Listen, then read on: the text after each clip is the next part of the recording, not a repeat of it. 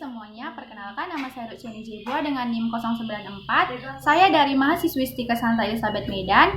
Di sini saya akan sedikit menjelaskan atau memaparkan materi dari mata kuliah ilmu dasar keperawatan dengan topik infeksi oportunistik. Tapi sebelum lanjut nonton videonya, jangan lupa di like, komen, share, dan subscribe ya. Kalau sudah, happy for watching! Apa sih yang dimaksud dengan infeksi oportunistik? Infeksi oportunistik adalah infeksi yang disebabkan oleh virus, bakteri, jamur, dan juga parasit. Infeksi ini akan menyerang manusia dengan sistem kekebalan tubuh yang lemah. Dalam artian, infeksi ini akan mengambil kesempatan dari lemahnya daya tahan tubuh untuk berkembang. Penyakit yang rentan terkena infeksi oportunistik adalah HIV/AIDS. Ngomong-ngomong, apa saja sih jenis-jenis dari infeksi oportunistik? Salah satu jenis dari infeksi oportunistik adalah kandidiasis. Kandidiasis adalah infeksi oportunistik yang sangat umum pada orang terinfeksi HIV.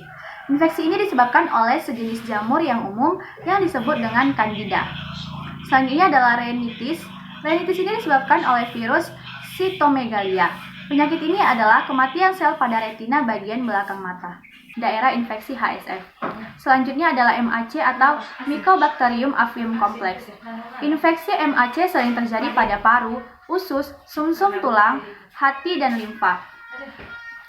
Bakteri ini dapat menyebabkan infeksi darah, hepatitis, pneumonia, dan masalah berat lainnya. Selanjutnya adalah pneumonia. Pneumonia disebabkan oleh jamur yang ada dalam tubuh hampir setiap orang. Orang dengan jumlah CD4 di bawah 200 mempunyai resiko paling tinggi mengalami penyakit pneumonia. Pneumonia disebabkan oleh jamur yang ada dalam tubuh hampir setiap orang. Orang dengan jumlah CD4 di bawah 200 mempunyai risiko paling tinggi mengalami penyakit pneumonia. Selanjutnya adalah toksoplasmosis. Infeksi yang disebabkan oleh parasit sel tunggal Toxoplasma gondii. Penyakit yang paling umum diakibatkan oleh tokso adalah infeksi pada otak. Selanjutnya adalah tuberkulosis atau TB.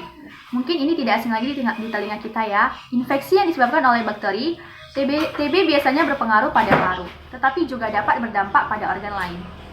Selanjutnya adalah sarkoma kaposi. Gejala klinik sarkoma kaposi pada penderita AIDS amat bervariasi. Pada umumnya, didapatkan kelainan pada mulut dan kulit atau pembesaran kelenjar getah bening. Oleh karena infeksi oportunistik paling rentan terkena pada penyakit HIV/AIDS, maka di sini saya akan membahas sedikit tentang HIV/AIDS. HIV atau Human Immunodeficiency Virus adalah virus yang menghancurkan kekebalan tubuh manusia dengan cara menginfeksi dan merusak sel CD4. Jika HIV tidak segera ditangani, maka akan berkembang menjadi AIDS. AIDS adalah stadium akhir dari penyakit HIV. Apa sih hubungan infeksi oportunistik dengan CD4? Sel CD4 adalah sel darah putih atau limfosit yang termasuk dalam bagian terpenting dari sistem kekebalan tubuh manusia. Ketika manusia terinfeksi HIV, virus akan menyerang sel CD4 dan menjadi bagian dari sel tersebut. Semakin menurunnya sel CD4 berarti sistem kekebalan tubuh kita semakin rusak. Dan semakin rendahnya jumlah CD4 yang ada dalam tubuh manusia, semakin mungkin terserang penyakit atau mungkin akan mengalami infeksi oportunistik. Apakah dengan berjabat tangan dapat menularkan HIV? Jawabannya tidak. Karena HIV harus masuk ke dalam tubuh kita melalui akses. Contohnya seperti kita mempunyai luka bakar yang parah atau kita berjerawat dan lalu berjerawat itu menjadi luka. Tiba-tiba cairan dari si penderita HIV mengenai kita melalui luka bakar kita tadi, maka otomatis kita akan terkena HIV. Tapi jika hanya kita berjabat tangan, itu tidak akan menularkan HIV. Salah satu penanggulangan bagi HIV/AIDS adalah dengan perawatan, pengobatan, dan pemberian dukungan kepada orang dengan HIV/AIDS. Hal ini dilakukan karena orang dengan HIV/AIDS menjadi bagian penting dalam upaya penanggulangan HIV/AIDS. Orang dengan HIV/AIDS masih tetap dalam hidup normal, asalkan infeksi oportunistik tersebut disembuhkan dan orang dengan HIV/AIDS mengkonsumsi obat-obatan yang diberikan secara teratur. Seperti yang terjadi sekarang di dunia dan juga di Indonesia. Virus baru yaitu adalah virus corona atau yang bisa kita sebut dengan COVID-19. Kita tahu virus ini telah memakan banyak korban jiwa. Virus ini adalah virus menular dan menularnya itu sangat cepat. Bagaimana sih salah satu cara kita untuk menghindari virus corona? Salah satunya itu dengan menaati prokes, dengan memakai masker, mencuci tangan dengan 6 langkah, menjaga jarak, selanjutnya membawa hand sanitizer kemanapun kita pergi, dan kita dapat mengurangi aktivitas atau mobilitas kita di luar. Selanjutnya kita juga dapat mengonsumsi makanan-makanan yang mengandung vitamin untuk meningkatkan daya tahan tubuh kita. Bagaimana sih cara pencegahan infeksi oportunistik?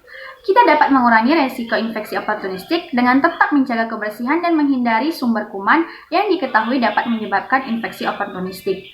Kita juga dapat memakai obat-obatan yang akan mencegah pengembangan penyakit aktif. Pencegahan ini disebut juga dengan profilaksis. Selain itu, terapi RF harus disertai dengan pencegahan lain seperti penggunaan kondom, perilaku seks, dan nafsa yang aman. Jadi, marilah kita saling menjaga kesehatan dan kebersihan di sekitar kita, supaya kita terhindar dari infeksi oportunistik. Dan jangan lupa untuk selalu menerapkan bahwa kesehatan itu adalah hal yang penting dan yang paling utama dalam kehidupan. Selain itu, kita juga bisa berterima kasih atau haruslah kita berterima kasih kepada para tenaga medis atau tenaga kesehatan yang sudah rela berupaya mengorbankan dirinya untuk mengurus atau untuk menjaga orang-orang yang sudah terkena COVID. Jadi kita harus berterima kasih kepada mereka karena mereka sudah berjuang dengan susah payah. Jadi marilah kita sama-sama menjaga kesehatan tubuh kita. Dan sekianlah penjelasan dari saya.